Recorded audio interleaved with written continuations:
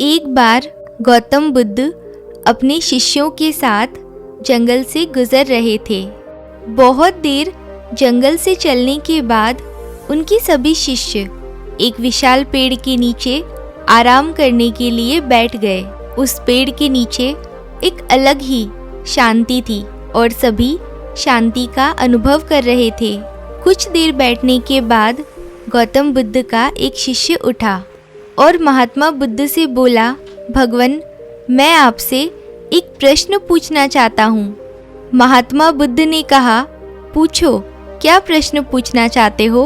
वह शिष्य महात्मा बुद्ध से कहता है, भगवान, मैं आपके साथ बहुत समय से हूँ, लेकिन मैंने आपको कभी दुखी नहीं देखा। आपके चेहरे पर हमेशा एक सुंदर मुस्कुराहट रहती है और हमें आपकी मुस्कुराहट हमारे भीतर तक आनंद से भर देती है।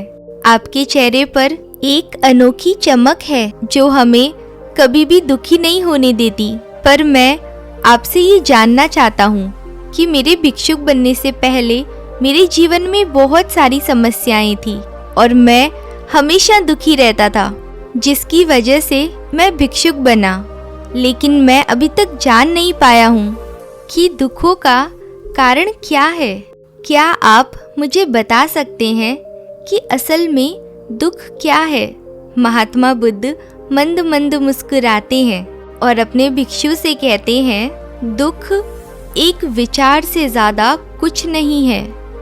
सभी शिष्य यह बात सुनकर हैरान रह जाते हैं और महात्मा बुद्ध से पूछते हैं कि विचार तो आते हैं और चले जाते हैं, लेकिन दुख एक बार आ जाता है तो जाने का नाम ही नहीं लेता।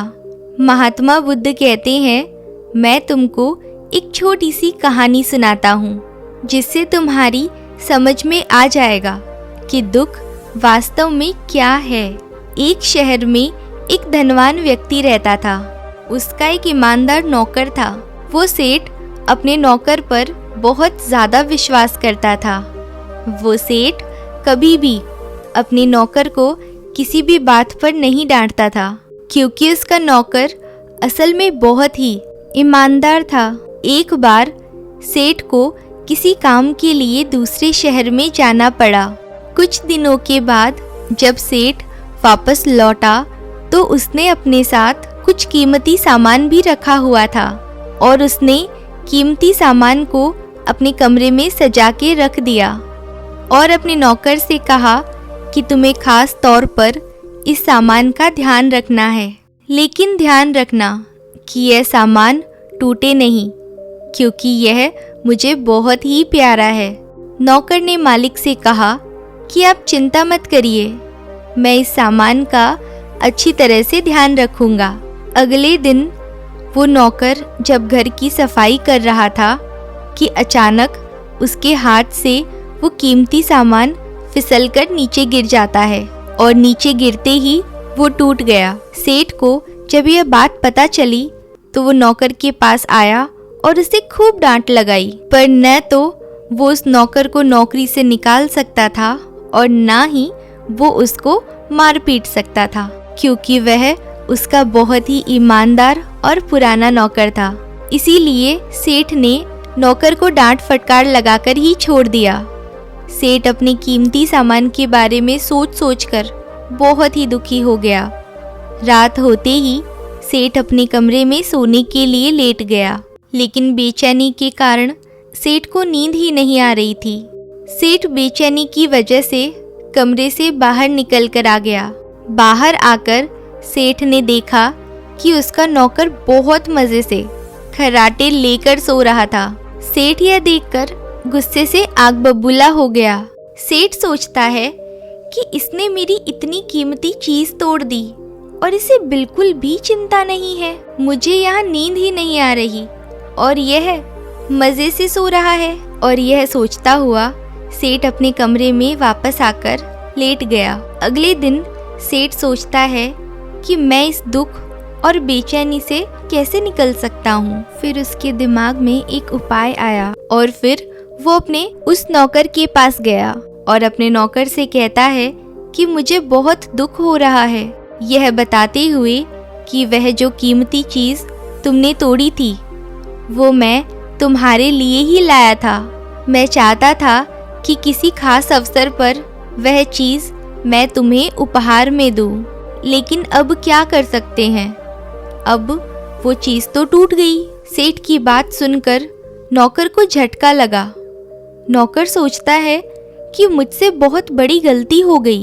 इतनी कीमती चीज़ जो मेरे लिए ही थी वह मुझसे ही टूट गई। यह बात सोचते सोचते नौकर के दिमाग में दुख और बेचैनी पैदा हो गई और रात होते ही सेठ आराम से सो गया।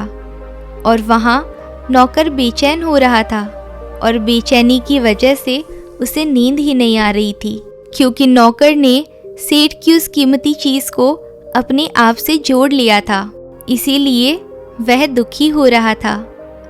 पहले उस नौकर के दिमाग में यह विचार नहीं आया था कि वह कीमती चीज़ तो उसी की है, लेकिन अब उसके मन में यह विचार है कि अगर वो कीमती चीज़ न टूटती तो आज वो उसकी ही होती। तो महात्मा बुद्ध कहते हैं कि दुख केवल एक विचार है। और यह विचार कैसे पैदा होता है? जब हम किसी चीज़ को अपने साथ जोड़ लेते हैं, हम किसी भी वस्तु को अपने साथ जोड़ लेते हैं, तब वो वस्तु हमारे दुख का कारण बन जाती है। लेकिन असलियत यह है कि कोई भी वस्तु हमसे जुड़ नहीं सकती।